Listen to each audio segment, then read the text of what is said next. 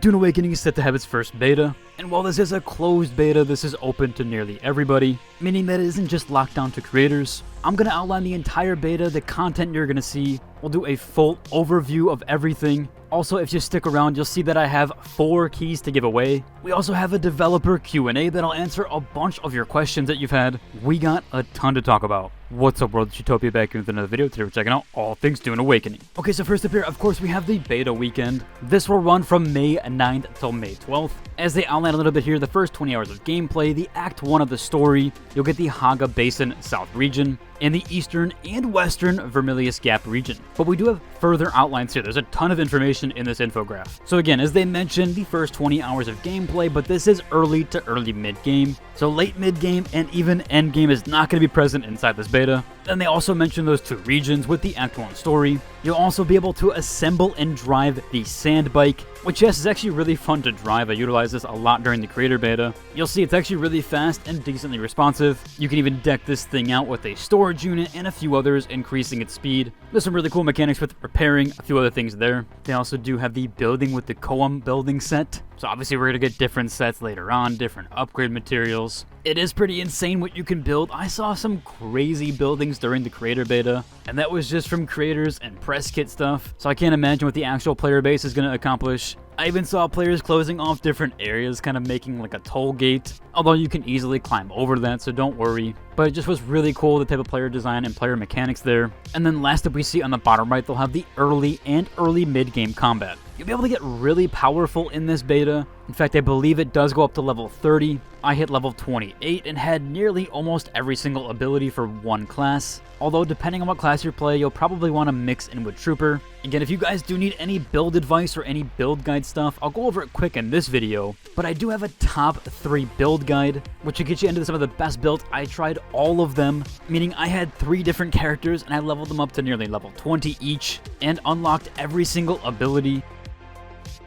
So if you want to check out that video or even see all the abilities in the game, I also already have a video for that as well, literally showcasing you every single ability in this game so far, with showcasing all 5 classes. Yes, there are technically 5, but you'll see why in that video. Essentially, one is Planetologist and just gives you a little bit of an extra ability there. My short recommendation here, though, is when you do start, I would recommend not going with Trooper because you do get it really early on. Again, if you want to check out any of those videos on my channel, the build guide, the starter guide, which has a bunch of info in that as well, and I also have a separate one dedicated to all abilities in the game currently, or at least the ones that were achievable in the press kit and the creator kit, which should be the exact same game that you're playing this weekend. Either check out my channel or the description down below. Moving on here, we do have some additional things here that you'll see at launch. So that does cover the beta side of things, but what are you going to see during launch? They do mention here you're going to see mid to late game. Of course, it's pretty obvious they're representing hundreds of hours. So yes, you're only getting a taste of it the first 20 hours. That also includes 9 more regions. Yes, 9 more regions there, which include Sheol, the Shield Wall, the Adoham.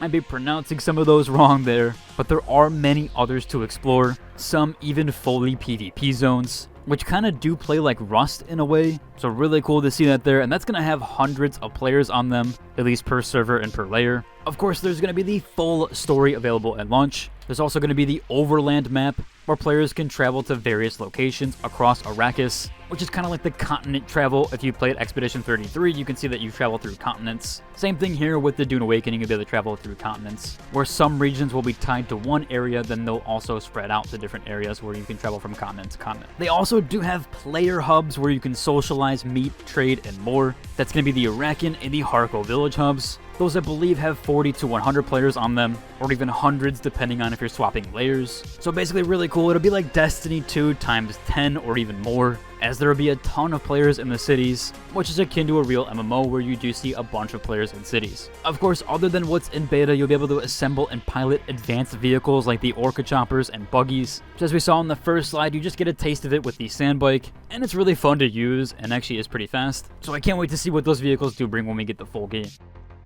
Next up here, we actually did have a developer Q&A, and this went over a ton of different information. This pertains to both the beta and the release window. So first off here, can you live stream the beta or have any content? And they mentioned that yes, there is no NDA for this beta. Now, I was under NDA until April 25th. That's why you see all the content on the channel around that date. I was able to play around April 12th to the 13th. That one had an embargo date, but then it was no longer under NDA, so neither will this one. Now, they did finally answer this one. I know there's gonna be a ton of questions on it. When are we gonna see a console release? Might be a bit devastating to a few of you, but the plan is to release console version before the end of 2026. So quite some time before we see an actual fully fledged console release. But of course, it does launch on June 10th for PC. Now, there was some tech server questions here. Are servers region locked? They said no players can join in any region. Actually, I did test this. In order for me to create multiple characters, I actually had to join a different region each time. It seems like they don't want you to have alts, which I actually do like, seeing as Once Human does have this problem with alt accounts. People have like 10 alts on one server,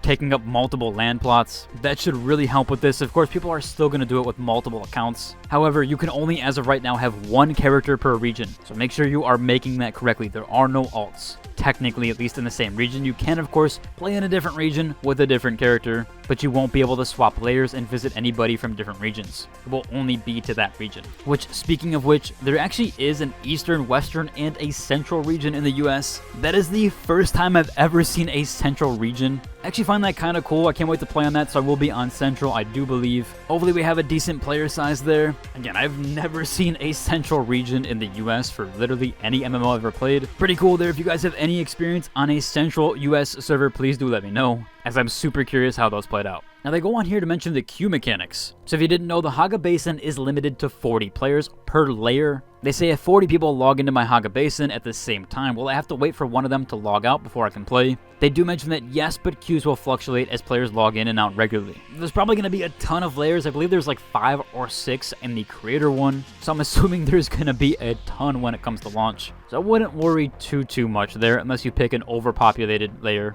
Again, you can swap from layer to layer. You just cannot place your base on that other layer.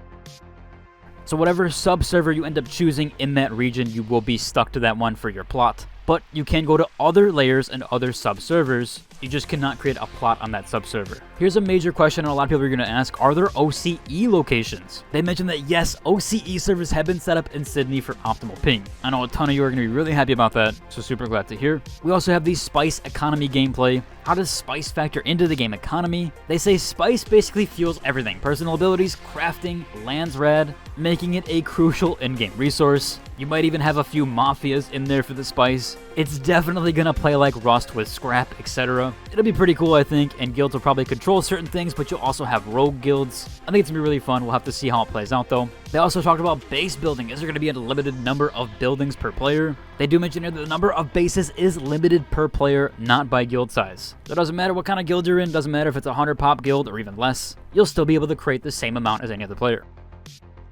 Speaking of Spice acting like a Rust mechanic, we may also talk about the PvP areas, how they'll be impacted. The deep desert and PvP zones like shipwrecks are mainly where higher tier resources are found. Some crucial resources are also available in PvE zones, but they require extra effort. So you really don't have to PvP, but if you want to be at the top and you want to do things early on, you're probably going to have to. But there's still an option there for the PvE players. Which does bring me to the next point here. There are factions in this game. And yes, you will need to be in the same faction to join a guild. Now, you can guild and be faction-less, but once a guild does join a specific faction, you will have to either be in that faction or you'll be kicked out. Now, let's say you choose a faction and the guild doesn't work out, etc. You can actually betray a faction one time. Since there's 3 factions, you'll be able to change twice, but then you will be permanently locked to that third one. Next one here is, can you change your character appearance? Essentially, will you be able to modify how your character looks? They say that feature is planned for a post-launch update. So make sure when you are modifying your character, you do have that correct.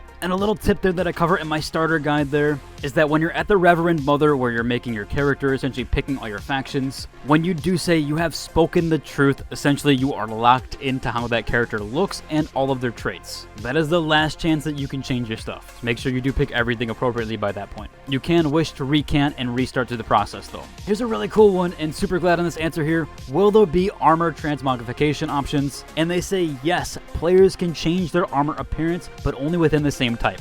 which I absolutely love that answer, so you can't just hide what you're wearing. I think that's a major problem that New World has, where you can essentially be wearing Void Bent back in the day and you could kind of try to modify it so people didn't know. This one is essentially you have to wear heavy armor with heavy armor transmog and light armor with light armor transmog. Absolutely love that. I'm glad they're locking that in so you can't just hide what you're wearing. So you'll know exactly what you're up against. You can't just pay and have that hidden. There is this UI mentionable here. Is there a limit to how many weapons you can equip? At launch, players can equip 8 weapons on their hotbar. Possible changes may come post-launch. It's pretty decent overall. You're really not going to need to utilize too many more. You might swap out occasionally. I feel like they could maybe add it to 10, and then you would really never be swapping anything out. I felt like I had to swap out 2 to 3 items there. So yeah, maybe 10 or 11 in the future, but I think right now it's just fine.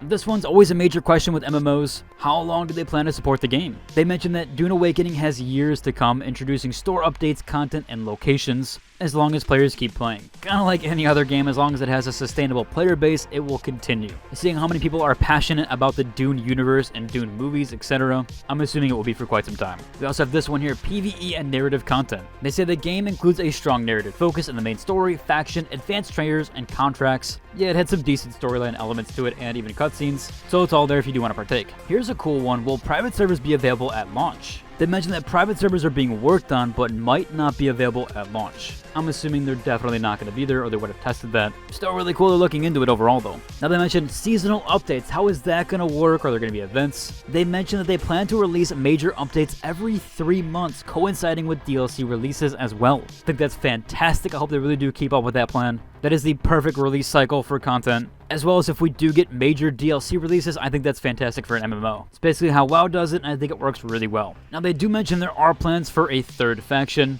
That's going to be added post-launch. So while yes, earlier I did mention there would be 3 factions that you can swap from, technically that 3rd one is not available at launch, so you will only be able to get to portray the one time. Then you'll be locked to that 2nd one. They also do mention, of course, there's going to be tons of gameplay adjustments post-launch, with PvP balancing, weapons, and combat mechanics. They'll be actively monitoring all of those. That does cover for the dev Q&A. Hopefully that answered most of your questions. If you have any more, again, check out my starter guides or ask them in the comments down below. I'll try to get to them. Moving on here, we do have some last minute mentionables. With this first one, yes, there are some giveaways happening, including mine that I'll talk about here in a second. So first off, if you didn't know, Razer is actually giving away some keys. That's when you join the Razer Discord server. Now, it does seem like this event might be over from some comments, although you never know, they might open up the floodgates back again. Just be sure to check that one out. Figured I would link to it just in case they do.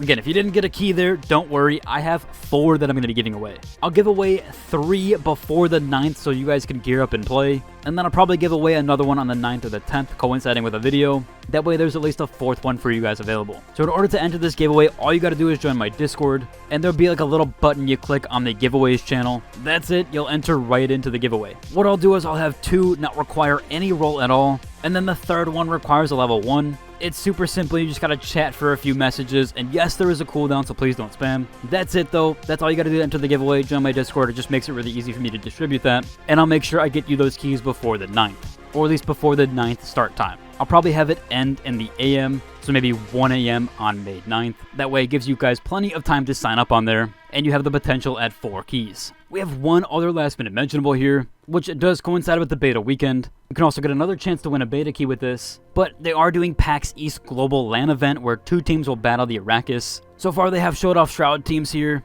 That does include Lyric, Summit 1G, Quarter Jade, and Sacriel. They haven't shown off the other team just yet, but when they do, of course, I'll update that in a future video. Speaking of that, if you enjoyed mine and today's, I would like to like and subscribe, and until the next one, deuces.